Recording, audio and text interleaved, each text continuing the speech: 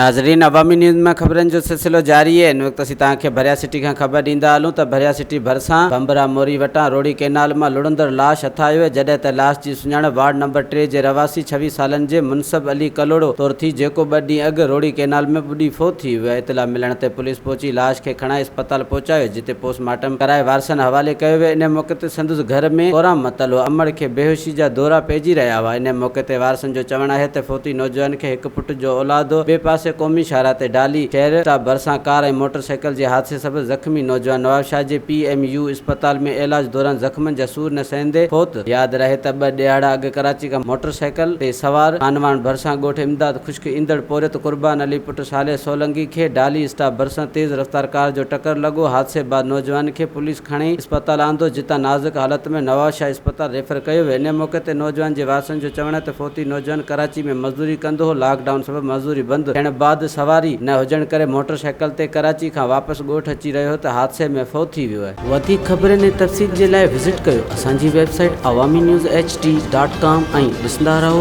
Awami news HD।